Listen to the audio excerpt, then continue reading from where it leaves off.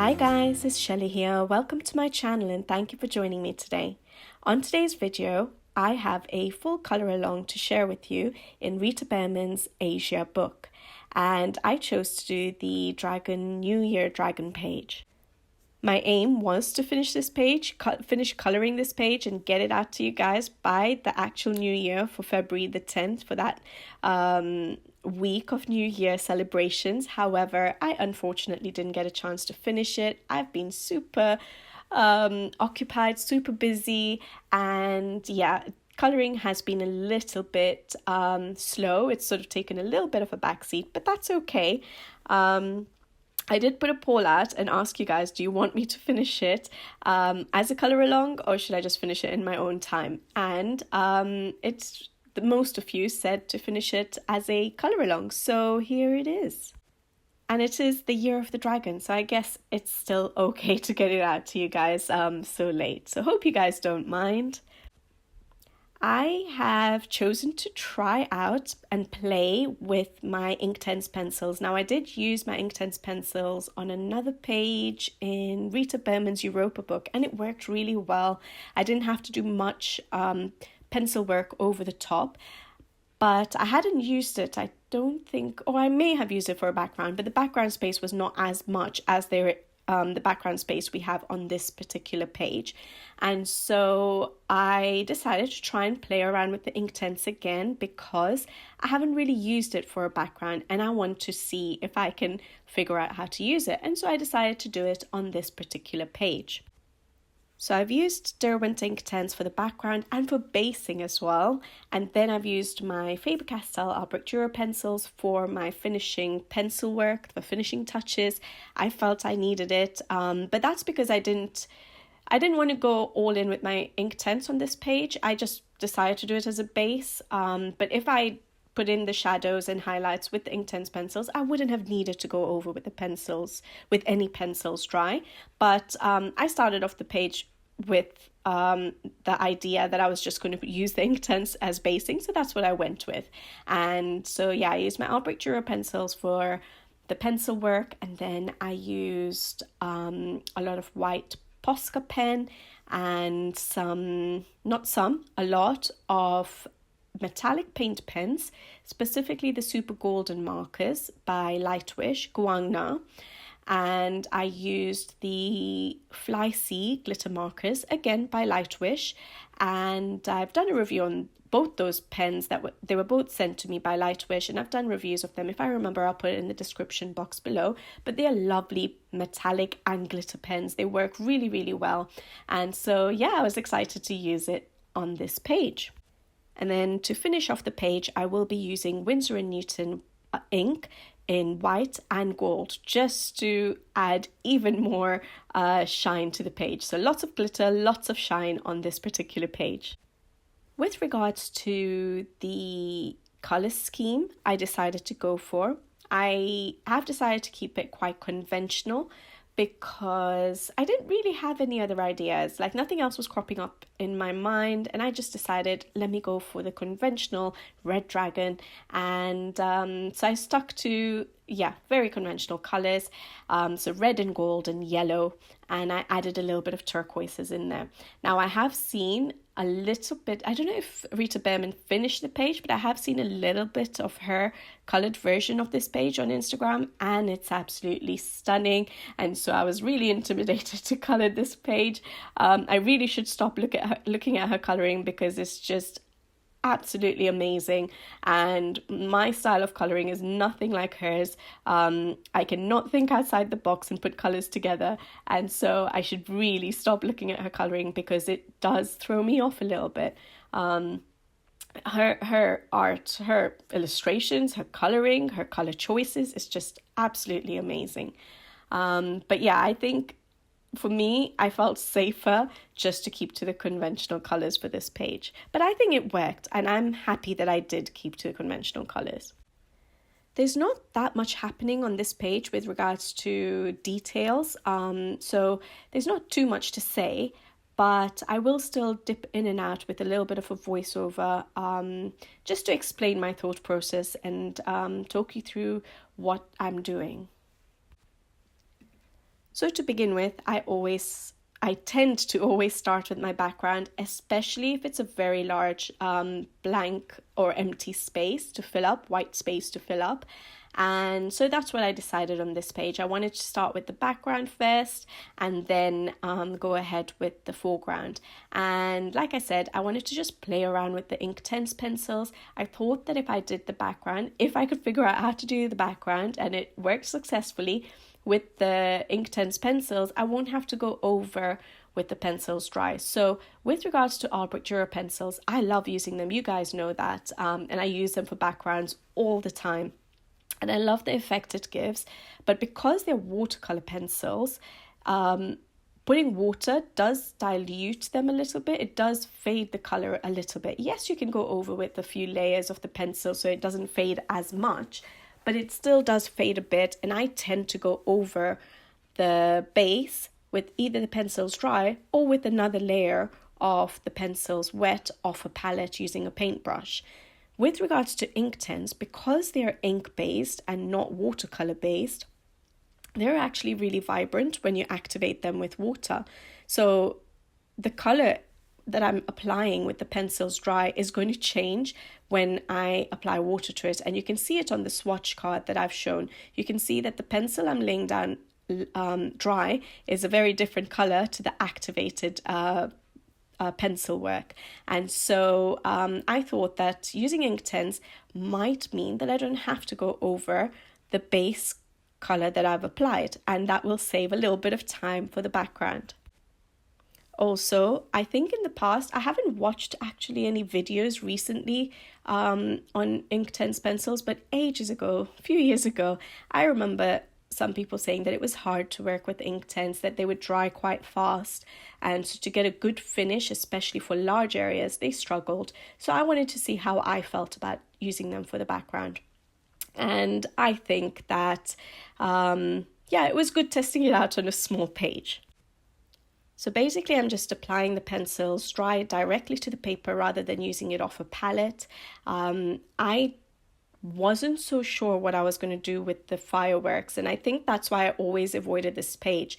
The main dragon part of the illustration, the central part, for me, when I look at it, looks absolutely easy to tackle, but all the fireworks around it is what was throwing me off a little bit. So I wasn't sure what I was going to do, but then I just decided with regards to the background, I would try and make the area around each firework lighter. So using the Inktense iron blue color, and obviously the area of the background that's a little bit further away from the fireworks will be darker, and that's what I worked with.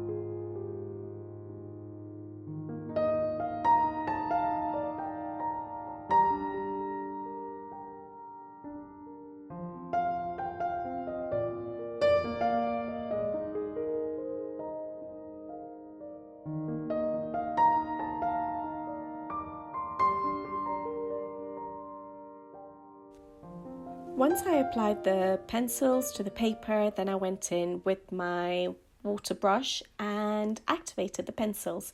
Now I am using a water brush, but it's an empty water brush. I'm just dipping it into a pot of water on my side and using a tissue to wipe off the brush. Now I'm actually finding for a while that I don't fill up my water brushes with water. I like using them as, dipping in water. I have more control over the water flow if I dip it in water myself rather than fill it up with water and squeeze out the water. So that's why I'm just using it like a normal toothbrush. Paintbrush. Sorry guys, I always have work on my mind. But yeah, so I'm using it as a normal paintbrush. But the thing is that I like this particular water brush. It's a very old one now for me. I've been using it for years, and I had just cut off the tip of it so that it wasn't a pointed brush. It's a very, very small flat edge, and it works for me. And so I'm still using it basically. I have other paintbrushes. I just haven't got used to another one as much as I'm used to this one. That's the only reason. So whatever works for you guys, whether it's a water brush filled with water or whether it's a normal paintbrush, you can go ahead and use that. But I'm basically using it with a separate water on the side, just so you're aware.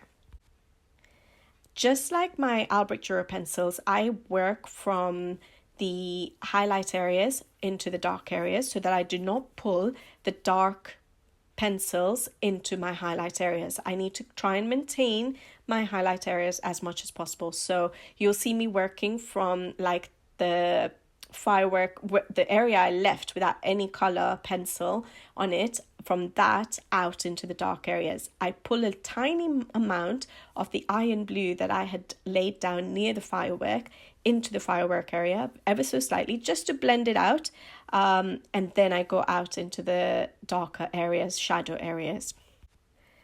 I don't need much water. I dip the brush in a little bit of water, and then I very rarely go and dip it in the water again. So I keep wiping it off on my paper towel, and then I go in and I carry on until I find that the brush is dry, and then I go and dip it in water again. So I don't use much water to activate the Inktense pencils, just like the Albrecht Dürer pencils. You don't need much water. They dissolve really, really well with a little bit of water. And because of this, especially with my Albrecht Dürer pencils, I'm able to use it on papers such as Amazon quality thin paper. And I haven't tried the Inktense yet on Amazon paper. I'm sure some of you might have. I don't know how it's going to work. But yeah, I am going to try it out to see how I feel about using them on Amazon quality paper. But I know my Albrecht Dürer's work, and that's because I don't use much water. You don't need to use much water. You will see that the paper is sort of folding over because of the water medium that we're using on this paper. The paper in Rita Berman's books are really good. But yes, it is bending over on the corners. However, all I did was after I'd finished doing the background, at the end of doing the background, I let it dry, and then I closed the book and just put it under a couple of other colouring books. And when I came back to it, it was pretty much straightened out. So yeah, it flattens out quite nicely. And if you find that you have used too much water and the paper is too crinkled, or it's bending over too much and it's not flattening out with a little bit of weight on it, you can always iron the page. Just put obviously maybe a clean cloth over the top, and iron on the cloth, not direct to the paper, but that will flatten it out as well.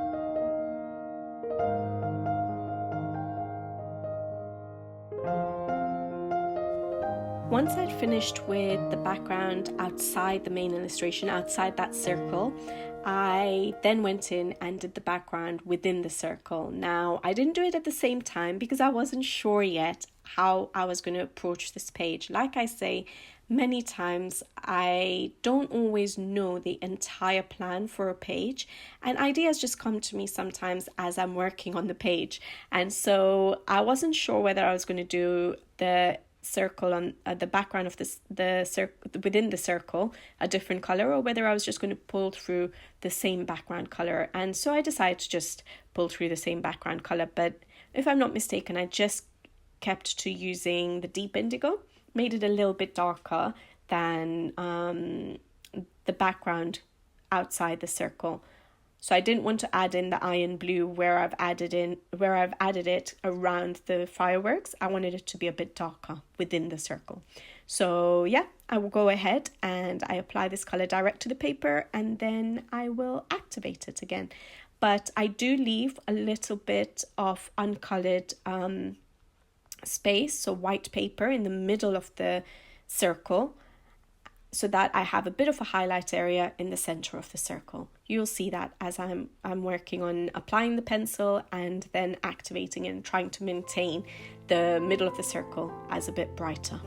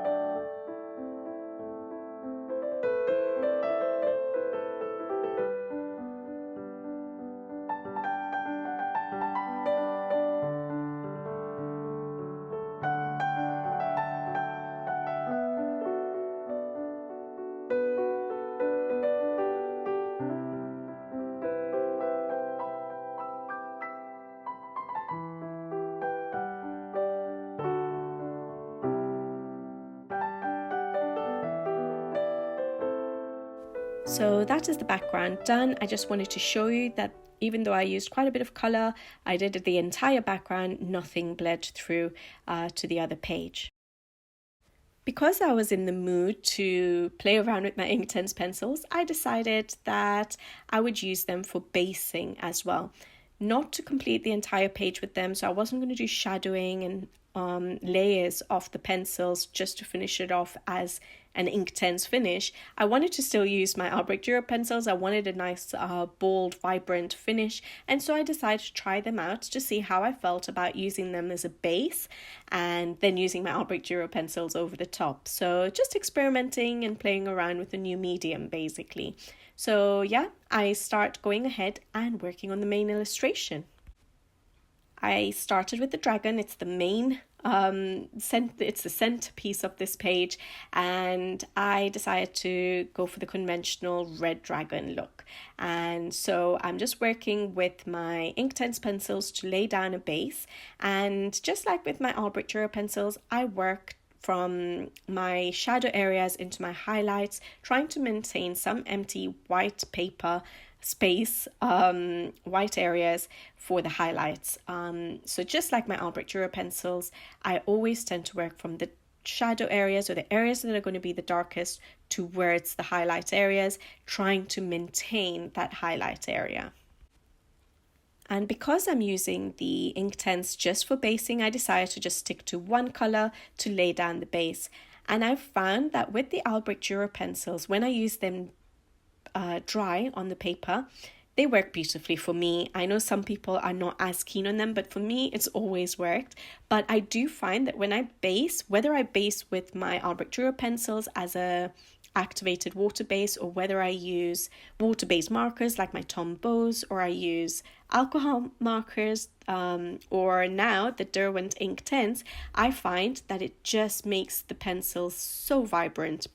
And so that's the look that I was going for. I wanted the central image to pop, and that's why I decided to go for a base, because I knew that would make my Albrecht Dürer pencils really vibrant and bold when I use them dry over the top.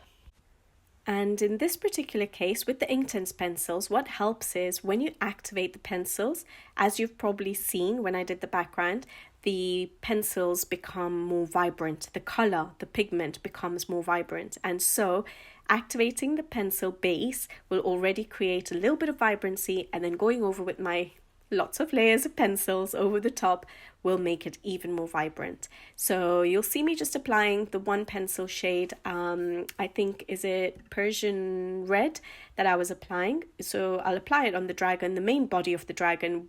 The areas I knew I wanted to have red, because I was going to add some other colors to the dragons as well. So I'm just laying down the pencil, and then I'll go ahead and activate it.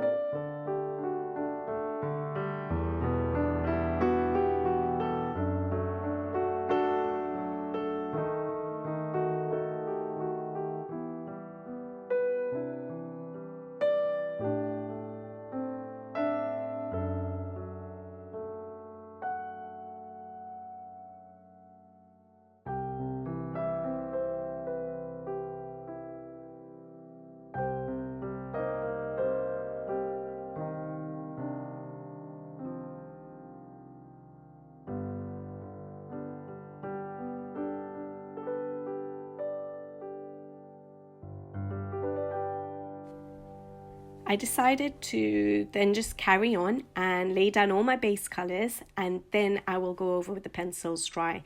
So I started introducing a little bit of yellow to the dragon, and then I'll add a bit of turquoise and just lay down all my base colors, activate them with water, and then once I'm done with the basing, I'll come in with my Albrecht Dürer's pencils dry. As I normally do, I will show a screenshot after I've done completed the basing. So the background and the basing will be done, and I'll share a screenshot of what the page looks like before I start the dry pencil work, just so you have an idea of where I've reached, because I know there are certain sections that I speed up, and you can always pause and just catch up if you are following along, and then I'll go ahead and start the pencil work.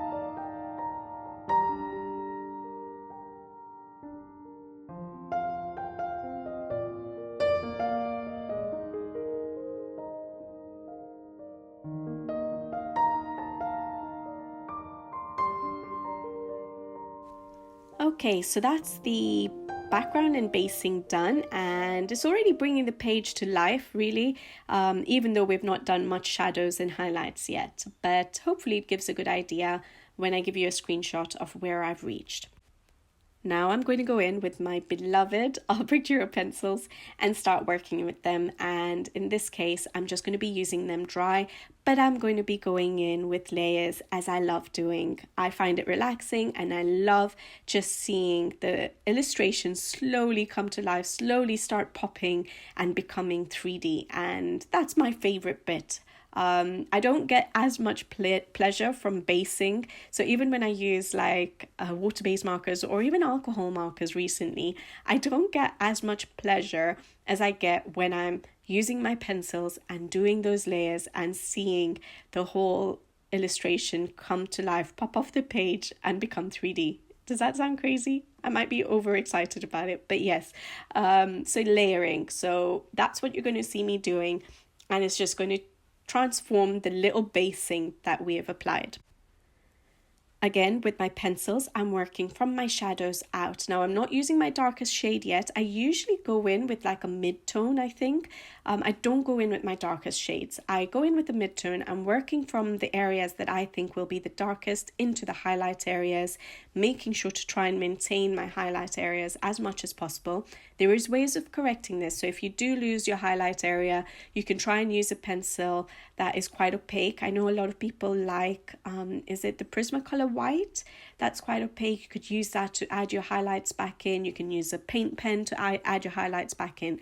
But to try and avoid that situation where I'm trying to bring back my highlights, I try to maintain it from the word go so that it's a bit easier to then manage the situation. So yeah, I'm working from my shadow areas into the highlight areas with my mid-tone.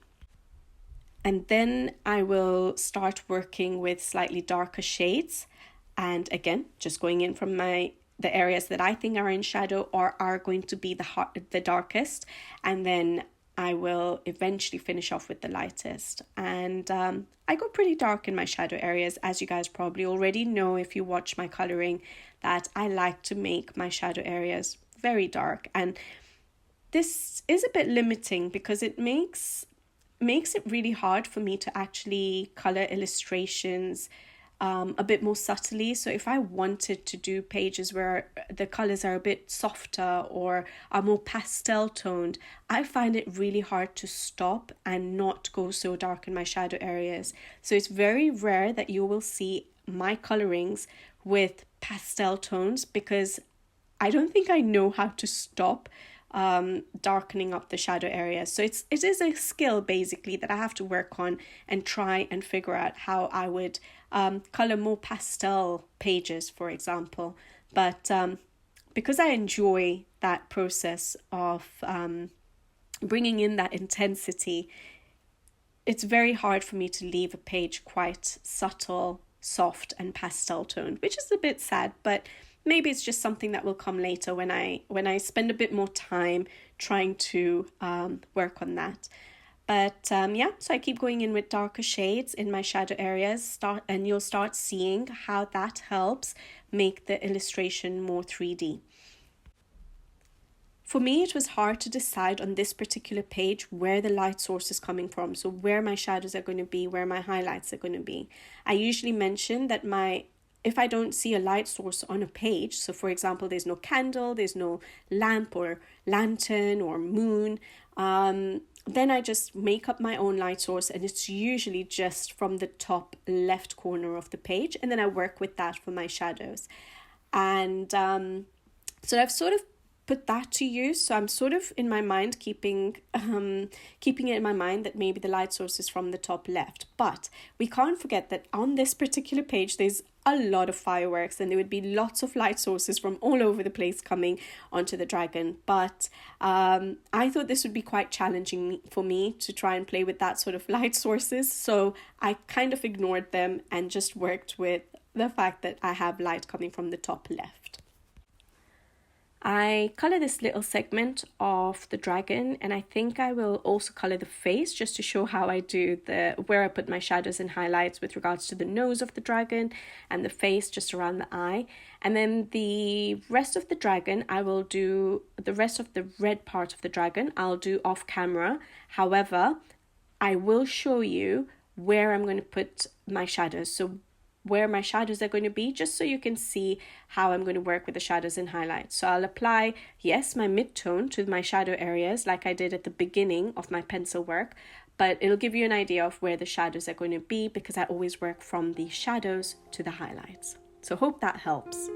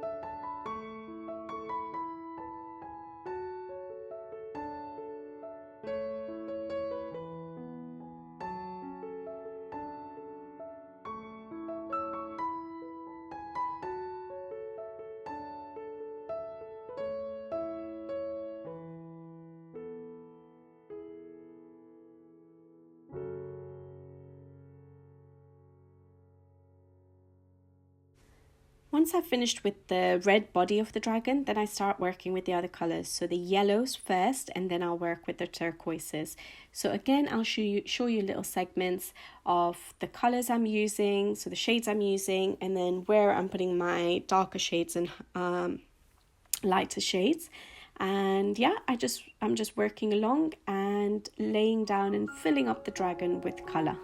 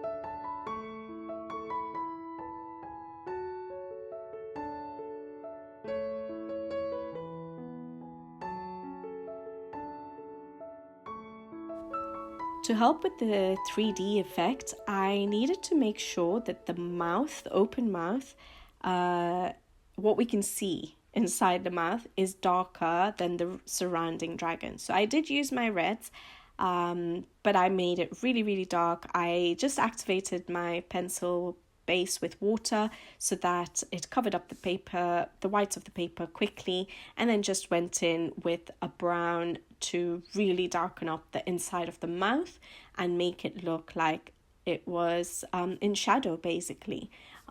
So hope that makes sense.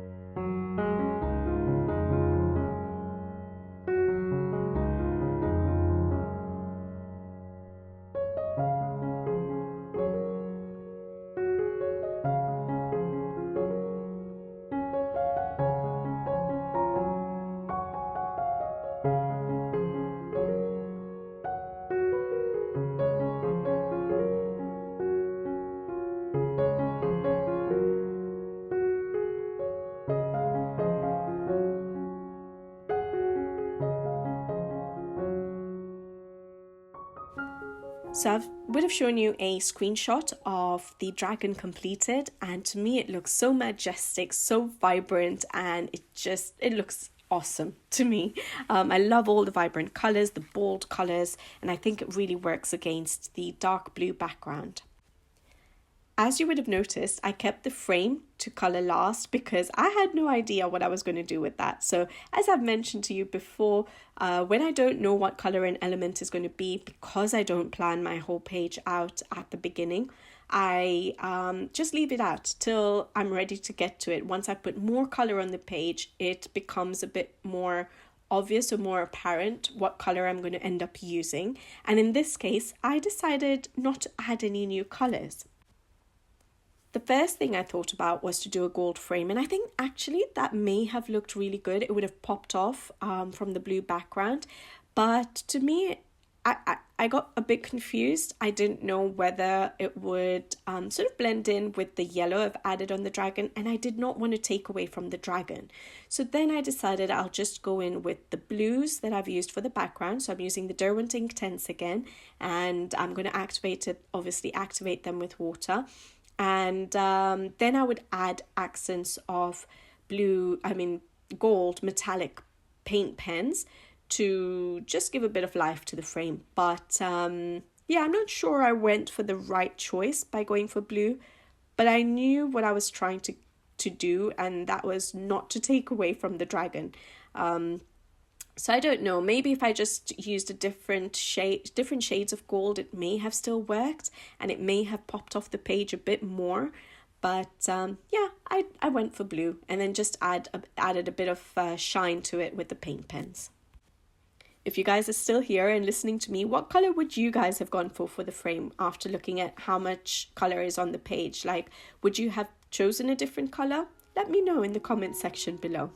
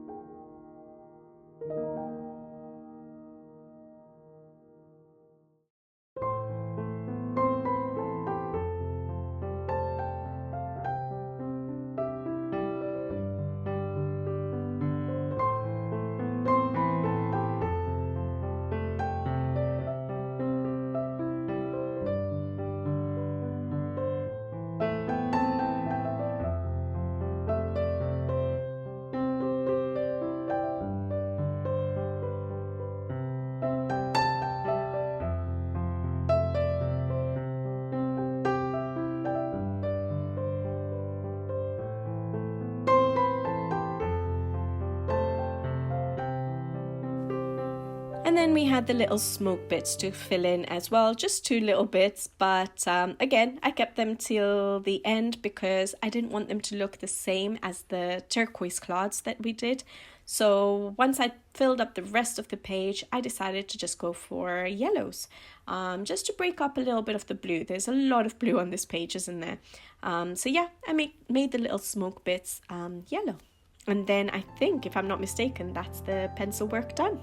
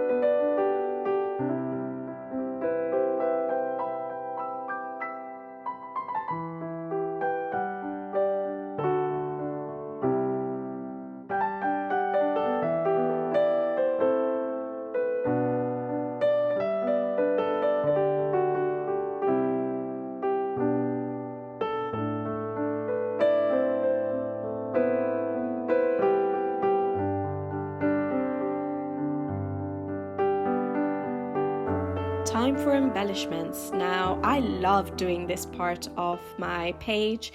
I just feel like it transforms the page a little bit, just covering up some black lines, putting in some highlights, putting in a bit of shine, a bit of glitter, just brings the page all together.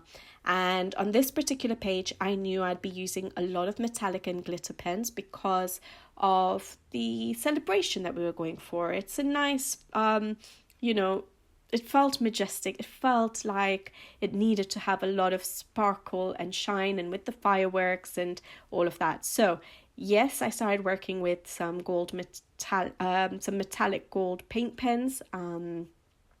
Like I mentioned before, I'm going to use the Lightwish Guagna super gold markers, and I'll be using the glitter markers, Flysea glitter markers by Lightwish again, and then a little bit of Pentel hybrid dual metallic glitter gel pens, and my Tooli-art paint pens. I think the Tooli-art paint pens, I might just use one color, so not much of that, and then my white Posca pen.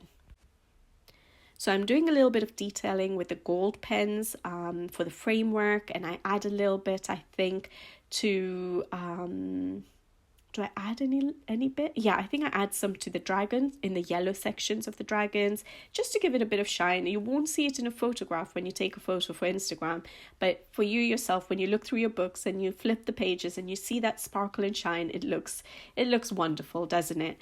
So yeah, I'm just adding a bit of accenting with the gold over some of the pencil work as well.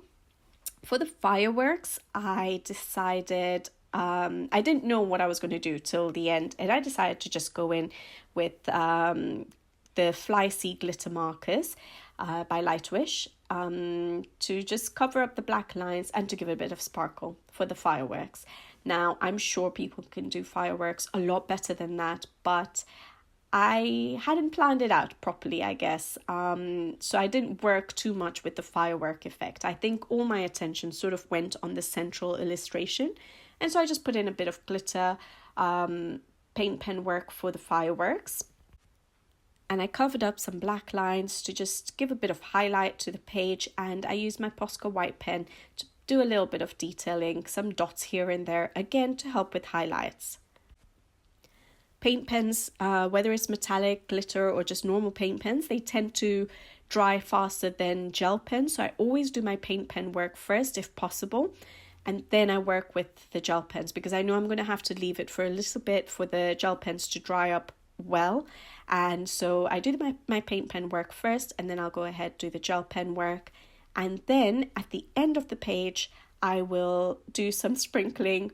There's plenty of sparkle and shine on the page. They will be by the end of the embellishments, but I will do a bit of sprinkling of Winsor Newton ink. I'll use a bit of white to give a bit of highlight and a bit of gold to give a bit more shine to the page.